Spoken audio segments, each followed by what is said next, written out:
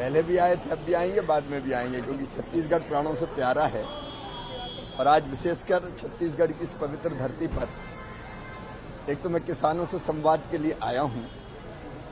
दुर्ग जिले में किसानों के बीच खेतों में जाके वहां बड़ी प्रगतिशील खेती होती है। प्रगतिशील किसान संघ कई दिनों से मुझे आग्रह कर रहा था कि मैं आके उसको देखूं, तो उनके प्रयोगों को मैं देखूंगा, उनके साथ चर्चा भी करूंगा, किसानों से संवाद करूंगा और बाद में किसान मेले में भी भाग लेके, क्योंकि किसान मेला एक सरकार और किसानों के बीच संवाद का सेतु है, तो उसमें भी चर्चा करूंगा। यंग लीडर्स डायलॉग के अंतर्गत यहाँ के कुछ नौजवान दिल्ली गए थे, तो उनको भी मैंने निमंत्रित किया है, क्योंकि युवाओं के मन में कई तरह के आइडियाज होते हैं, उनसे भी चर्चा करूंगा। और बाद में लौटकर मैं छत्तीसगढ़ के सेक्रेटरिएट में, मंत्रालय में माननीय मुख्यमंत्री जी, उप मुख्यमंत्री जी, कृषि मंत्री जी, उनके साथ ग्रामीण विकास मंत्री जी, उप मुख्यमंत्री जी हैं, उनके साथ कृषि और ग्रामीण विकास की योजनाओं की हम लोग समीक्षा करेंगे और भारत सरकार की योजनाओं को और कैसे बेहतर ढंग से हम छत्तीसगढ़ में लागू कर छत्तीसगढ़ की प्रगति और विकास में योगदान दे सकते हैं, उस पर बात करेंगे। छत्तीसगढ़ की कृषि का एक रोड मैप राज्य सरकार और भारत सरकार दोनों मिलकर बनाएंगे। अभी भी यहाँ खेती में जो प्रगति हो रही है, मैं उसके लिए सरकार को बहुत बधाई देता हूँ। ग्रामीण विकास के क्षेत्र में अद्भुत काम छत्तीसगढ़ में हुआ है। 18 लाख आवास जो भूपेश बघेल जी की सरकार खा गई थी यहाँ की जनता की, वो 18 लाख आवास एक साथ छत्तीसगढ़ को पिछले 2 वर्षों में दिए हैं। उनमें तेजी से उनके निर्माण का काम चल रहा है।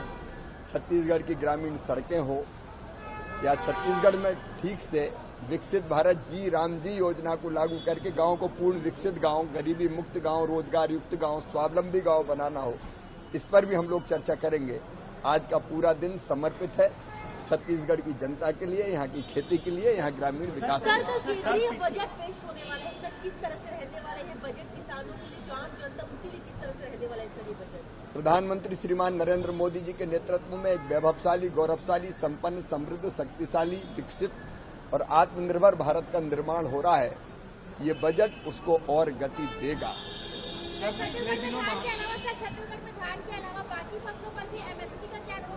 आज मैं विस्तार से बात करूंगा आपसे, राज्य सरकार से चर्चा के साथ मंत्रालय में, तब हम चर्चा करेंगे। धन्यवाद।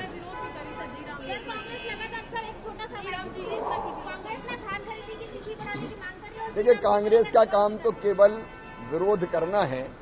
अब विकसित भारत जी राम जी, ये गरीब और मजदूरों के लिए वरदान है, किसानों के लिए भी वरदान है। 100 दिन से बढ़ा के 125 दिन हमने रोजगार कर दिया, लेकिन कांग्रेस के लोग विरोध कर रहे हैं। हाँ, इतना जरूर कर दिया कि अब मनरेगा की तरह यहाँ की मिट्टी खोद के वहां डाल दी, जैसा भूपेश बघेल सरकार में होता था। एक ही सड़क बार बार बना दी, ओवर एस्टिमेट बना के पैसा निकाल लिया। ये नहीं होगा।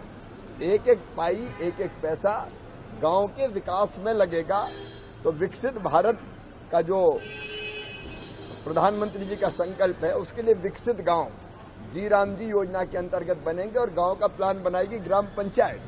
तो पैसे का हम ढंग से उपयोग करेंगे कि कौन कौन सी चीजें बनाना है। कांग्रेस का काम सरकार के हर अच्छे काम का विरोध करना है और आपस में लड़ना है। पहले काका बाबा लड़ते थे, अब अध्यक्ष और पूर्व मुख्यमंत्री लड़ रहे हैं। कार्यकर्ता पिस रहा है बेचारा, उस पर क्या मैं टिप्पणी करूं।